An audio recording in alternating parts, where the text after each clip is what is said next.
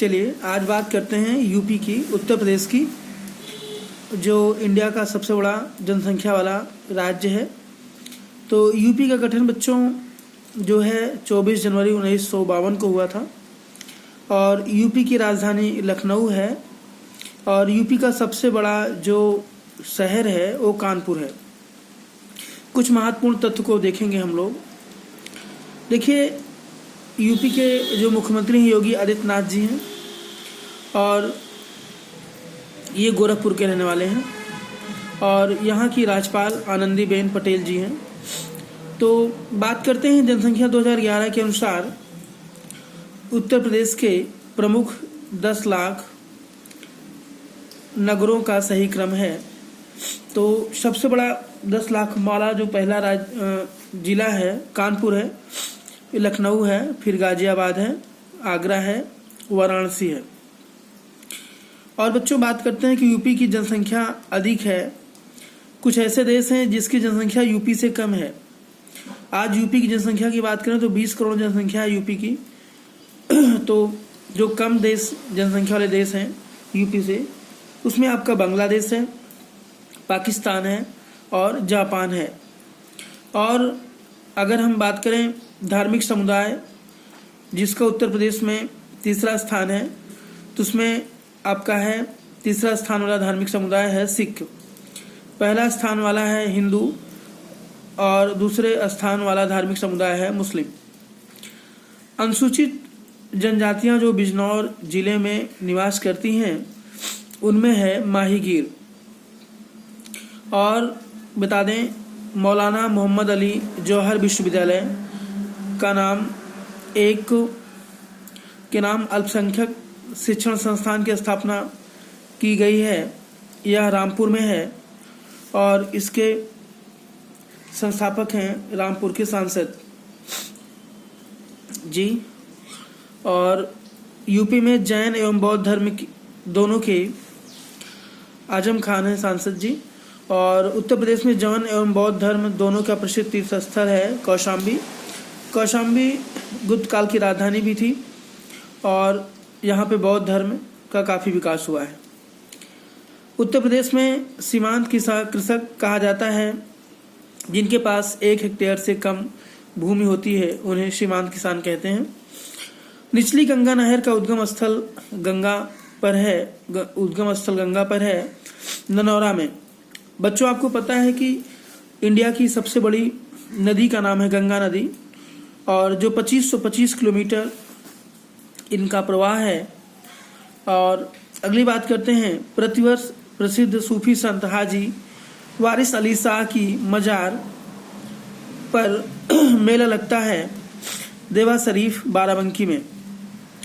आपको बता दें कि सबसे पहला केंद्रीय विश्वविद्यालय घोषित किया गया था तो वो है बनारस हिंदू विश्वविद्यालय वाराणसी, जिसके संस्थापक थे मदन मोहन मालवीय जी और राजा की मदद से इनको ज़मीन मिली थी। राजा बनारस के जो राजा थे उस समय के। आपको बता दें पहाड़िया जनजाति निवास करती है सोनभद्र में। सोनभद्र यूपी का एक ऐसा जिला है जिसमें बच्चों जिसका संबंध 4 राज्य से उसकी सीमाएं जुड़ी हैं। उसमें आपका है मध्य प्रदेश, छत्तीसगढ़, बिहार और झारखंड। और आपको बता दें एक सूची 2 में कुछ प्रमुख भवन हैं जो आपके अवस्थित हैं, जैसे कनक भवन अयोध्या में अवस्थित है।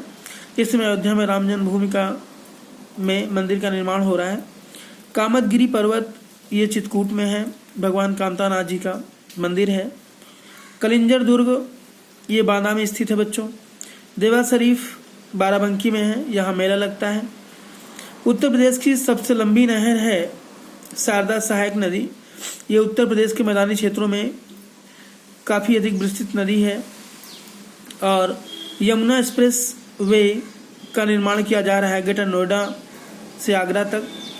और भारतीय चारागाह एवं अनुसंधान संस्थान स्थित है झांसी में। झांसी तो जानते हैं आप लोग, रानी लक्ष्मीबाई की जन्मभूमि और कर्मभूमि थी। और बच्चों उत्तर प्रदेश का वह क्षेत्र जो भारत के 22 क्रांतिक प्रदूषित क्षेत्रों में सम्मिलित है, सिंगरौली। ये एक प्रदूषित शहर है, सिंगरौली स्थापना है इसका, ये क्षेत्र है। ताज अंतर्राष्ट्रीय हवाई अड्डा स्थापित किया गया जा रहा है, तो बता दें आपको, फिरोजाबाद में।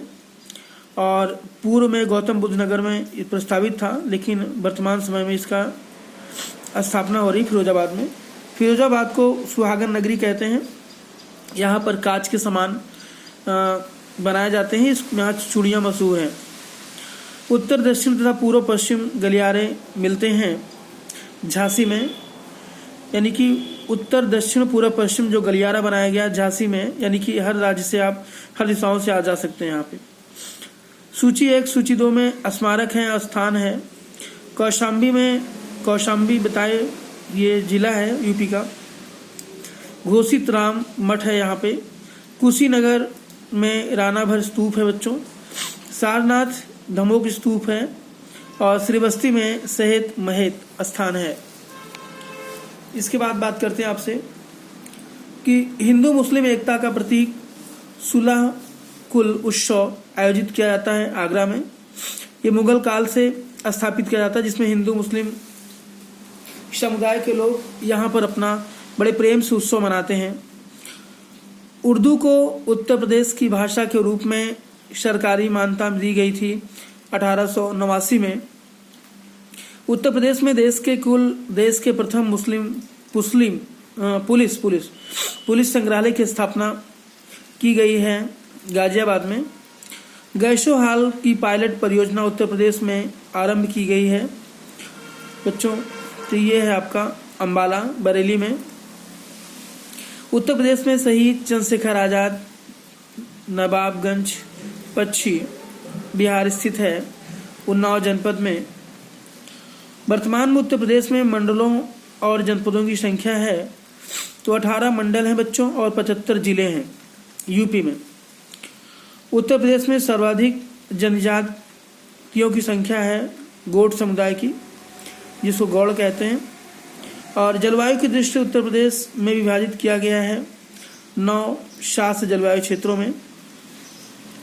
महर्षि वाल्मीकि आश्रम स्थापित है बिठूर में, यहाँ पे मेला लगता है। उत्तर प्रदेश में यूरेनियम के सीमित भंडार की खोज की गई है ललितपुर जिले में।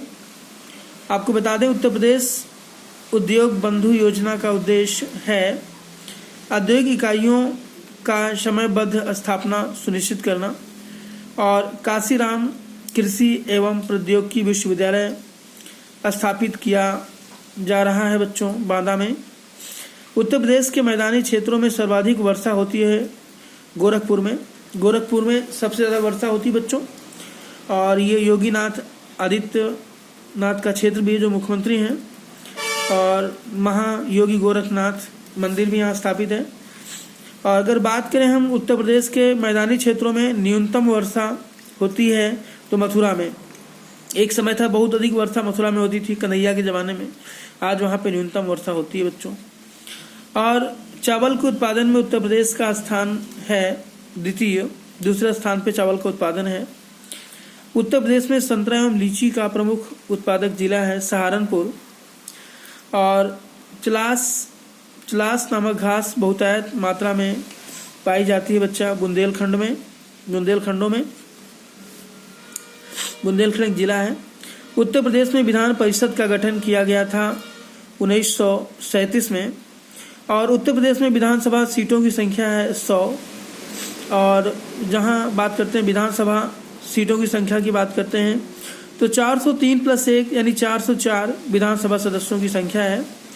और अगर हम बात करें बच्चों लोकसभा की, तो लोकसभा में यूपी से 80 सांसद चुन के जाते हैं लोकसभा के लिए, जो हमारा निम्न सदन है। और राज्यसभा में 31 सदस्य चुन के जाते हैं और राज्यसभा को उच्च सदन कहा जाता है। संत कबीर की निवास स्थली है तो मगहर निर्वाण स्थली, यहाँ पे इनकी मृत्यु हुई थी। ऐसा कहा जाता था कि मगहर में मरने वालों को नरक मिलता है, तो कबीरदास जी मगहर चले गए थे अपने अंत समय में, जबकि इनका जन्म आपका बनारस में हुआ था, लहरताल नामक स्थान पर, वाराणसी में हुआ था।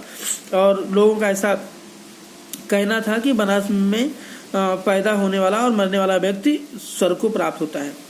दीपावली पर शोक को मनाते हैं तो थारू जनजाति के लोग, क्योंकि इसी दिन इनके पूर्वज की जो जहाँ पे कब्रिस्तान होती है वहाँ पे ये लोग जाके वहाँ पे दीप दान करते हैं और वहाँ पे दुख मनाते हैं।